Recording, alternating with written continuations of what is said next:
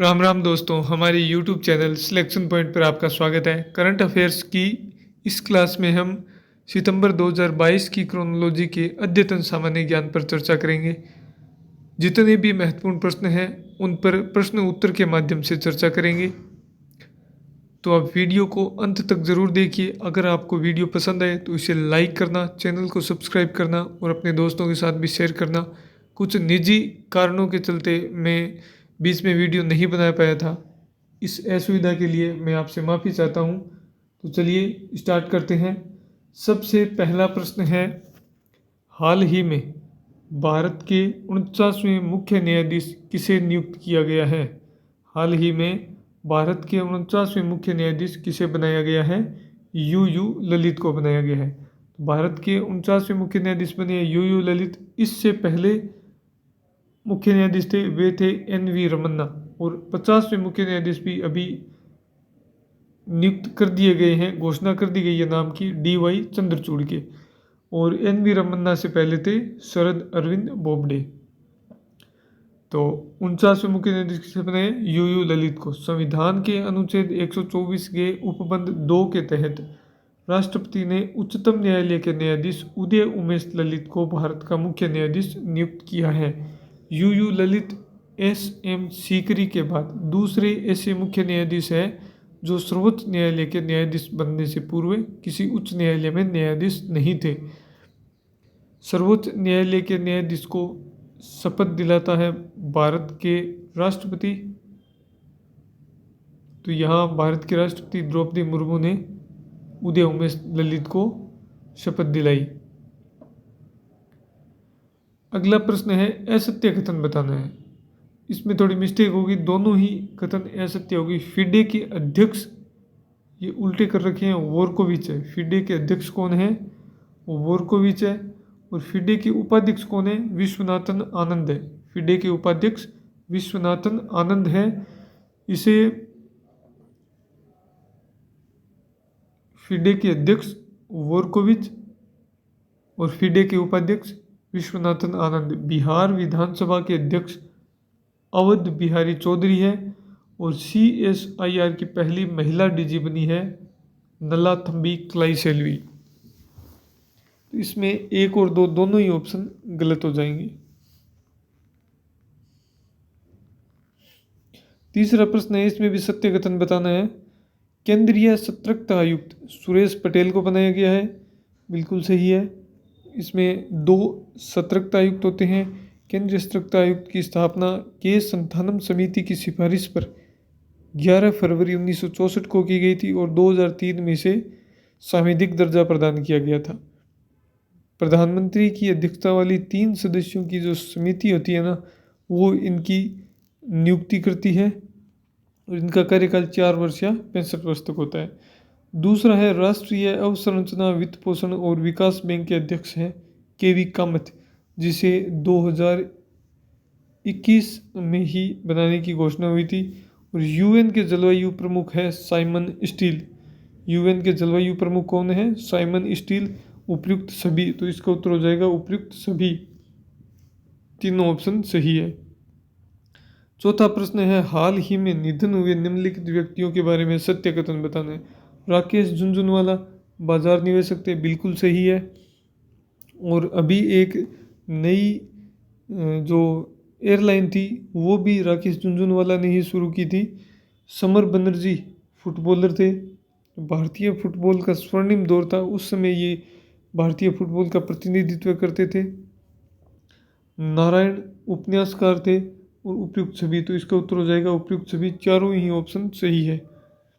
देश का पहला कार्यात्मक रूप से साक्षर जिला कौन सा बना है? तो देश का पहला कार्यात्मक रूप से साक्षर जिला बना है मंडला। 2 नंबर ऑप्शन सही है। छठा प्रश्न है, असत्य कथन बताना है। मुस्लिम महिला अधिकार दिवस 1 अगस्त को मनाया जाता है।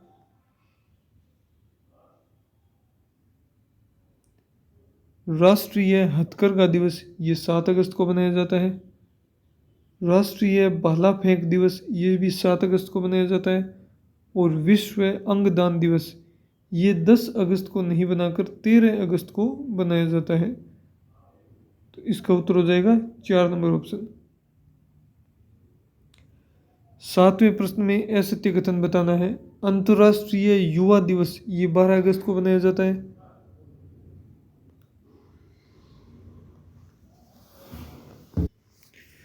अंतर्राष्ट्रीय युवा दिवस 12 अगस्त को मनाया जाता है, बिल्कुल सही है। विभाजन विभीषिका स्मृति दिवस ये 14 अगस्त को मनाया जाता है, ये भी बिल्कुल सही है। परमाणु परीक्षण के विरुद्ध अंतर्राष्ट्रीय दिवस 29 अगस्त को, ये भी बिल्कुल सही है। तो उपयुक्त सभी 4 नंबर ऑप्शन इसका सही है। 8वां प्रश्न है 17वें प्रवासी भारतीय दिवस का 2023 में कहाँ आयोजन किया जाएगा। प्रत्येक 2 वर्ष में आयोजित होता है ये प्रवासी भारतीय दिवस, और इसका 2023 में आयोजन इंदौर में किया जाएगा। इंदौर में इसका आयोजन किया जाएगा। कश्मीर 370 के साथ और बाद पुस्तक के लेखक कौन है। तो इस पुस्तक के लेखक है जितेंद्र दीक्षित। कश्मीर 370 के साथ और बाद, ये कश्मीर की जो वर्तमान स्थिति है और जो 370 धारा लगी हुई थी उस समय और 370 धारा हटने के बाद क्या परिवर्तन हुए हैं उससे संबंधित इस पुस्तक में वर्णन किया गया। जितेंद्र दीक्षित के द्वारा ये पुस्तक लिखित है। सत्य कथन बताना है 10वें प्रश्न में। 12वां डिफेंस एक्सपो गांधीनगर गुजरात में आयोजित किया गया, बिल्कुल सही है। मिशन भूमिपुत्र ये असम सरकार द्वारा चलाया गया। चिराग योजना हरियाणा सरकार द्वारा चलाई गई। उपयुक्त सभी इसमें हो जाएगा, 4 नंबर ऑप्शन बिल्कुल सही है। 12वां डिफेंस एक्सपो गांधीनगर गुजरात में, मिशन भूमिपुत्र असम में, चिराग योजना हरियाणा में और उपयुक्त सभी। 11वां प्रश्न है इस्माइल 75 के बारे में सत्य कथन बताइए। सामाजिक न्याय और अधिकारिता मंत्रालय द्वारा दिल्ली में प्रारंभ की गई, बिल्कुल सही है। निराश्रता और भिक्षावृत्ति की समस्या को दूर करने के लिए 2025-26 तक 100 करोड़ रुपए का प्रावधान है, ये भी सही है। पूर्ण नाम है support for marginalised individual for livelihood and enterprise. पूर्ण नाम क्या है? Support for marginalised individuals for livelihood and enterprise. उपयुक्त सभी, तो इसका उत्तर हो जाएगा उपयुक्त सभी, 4 नंबर ऑप्शन। स्माइल 75 सामाजिक न्याय और अधिकारिता मंत्रालय द्वारा दिल्ली में प्रारंभ निराश्रता और भिक्षावृत्ति की समस्या को दूर करने के लिए, और इसके लिए 2025-26 तक 100 करोड़ रुपए का प्रावधान है। 12वां प्रश्न है वोस्तोक सैन्य अभ्यास 2022 में निम्नलिखित में से किस देश की सेना भाग ले रही है। भारत और चीन सही है। रूस और मंगोलिया ये भी सही है। बेलारूस और कजाकिस्तान ये भी सही है। उपयुक्त सभी, 4 नंबर ऑप्शन इसका सही हो जाएगा। भारत और चीन,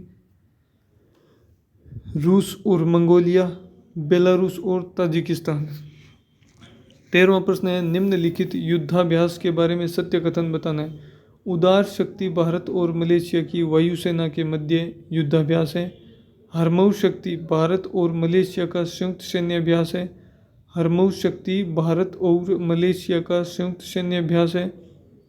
वज्र प्रहार भारत और अमेरिका का संयुक्त सैन्य अभ्यास है। वज्र प्रहार भारत और अमेरिका का संयुक्त सैन्य अभ्यास है। उपयुक्त सभी, इसका उत्तर हो जाएगा। तो इसमें 4 नंबर ऑप्शन सही है। 14वें प्रश्न में भी सत्य कथन बताना है। भारतीय और फ्रांसीसी नौसेना द्वारा अटलांटिक में सैन्य अभ्यास किया गया, बिल्कुल सही है। द्विवार्षिक बहुराष्ट्रीय अभ्यास पिच ब्लैक का आयोजन ऑस्ट्रेलिया के डार्विन में भारत सहित 17 देशों के मध्य किया गया, ये भी सही है। भारत वियतनाम द्विपक्षीय सैन्य अभ्यास एक्स विनबेक्स 2022 का तीसरा संस्करण हरियाणा में आयोजित किया गया, ये भी सही है। उपयुक्त सभी, तो इसका 4 नंबर ऑप्शन सही है। भारतीय और फ्रांसीसी नौसेना द्वारा अटलांटिक में सैन्य अभ्यास किया गया। द्विवार्षिक बहुराष्ट्रीय अभ्यास है पिच ब्लैक, इसका आयोजन ऑस्ट्रेलिया के डार्विन में भारत सहित 17 देशों के मध्य किया गया, ये भी सही है। भारत वियतनाम द्विपक्षीय सैन्य अभ्यास एक्स विनबेक्स 2022 का तीसरा संस्करण हरियाणा में आयोजित किया गया, ये भी सही है। तो इसका तीनों ही 1, 2, 3 तीनों ही सही है, 4 नंबर ऑप्शन उपयुक्त सभी हो जाएगा। 15वां प्रश्न है अल नजाह युद्धाभ्यास के बारे में सत्य कथन बताइए। भारत और ओमान के मध्य आयोजित वह सही है। यह इस अभ्यास का चौथा संस्करण था, ये भी सही है। बीकानेर की महाजन फील्ड फायरिंग रेंज में इसका आयोजन किया गया, ये भी सही है। उपयुक्त सभी, तो इसका 4 नंबर ऑप्शन हो जाएगा। ये प्रश्न पिछली 1-2 एग्जामों में आ चुका है, तो ये बहुत ही मोस्ट इम्पोर्टेंट है। लंपी स्किन रोग से बचाव हेतु स्वदेशी वैक्सीन है लंपी प्रोवेक इंड, ये लॉन्च की गई है। लंपी बीमारी किस प्रकार की बीमारी है? तो लंपी बीमारी है वो वायरस जनित बीमारी है। 2 नंबर ऑप्शन इसका सही है, वायरस जनित बीमारी है। सत्य कथन बताना है। यूजीसी ने गौतम बुद्ध नगर नोएडा में इंडियन इंस्टीट्यूट ऑफ हेरिटेज को एक डिम्ड यूनिवर्सिटी के रूप में स्थापित करने का निर्णय लिया है। इंडियन इंस्टीट्यूट ऑफ हेरिटेज को यूजीसी ने, जो इंडियन इंस्टीट्यूट ऑफ हेरिटेज है, ये गौतम बुद्ध नगर नोएडा में, इसको यूजीसी ने एक डिम्ड यूनिवर्सिटी के रूप में स्थापित करने का निर्णय लिया है। महाराष्ट्र में दही हांडी को एक साहसिक खेल का दर्जा दिया गया है, ये भी सही है। स्वतंत्रता सेनानी पिंगली वेंकैया पर एक स्मारक डाक टिकट जारी किया गया, ये भी सही है।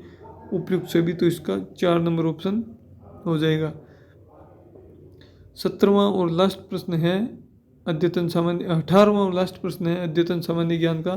भारत ने हाल ही में किस नृत्य को यूनेस्को की सांस्कृतिक सूची में शामिल करने का निर्णय लिया है? इसका उत्तर हो जाएगा 2 नंबर ऑप्शन, गरबा नृत्य को।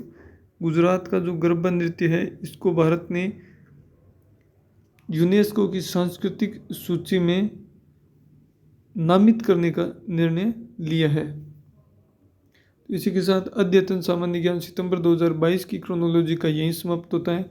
18 जो मोस्ट प्रश्न थे उनको मैंने यहाँ पर आपको करवाया है। अगले वीडियो में हम सितंबर 2022 से संबंधित जितने भी महत्वपूर्ण प्रश्न हैं उन पर चर्चा करेंगे।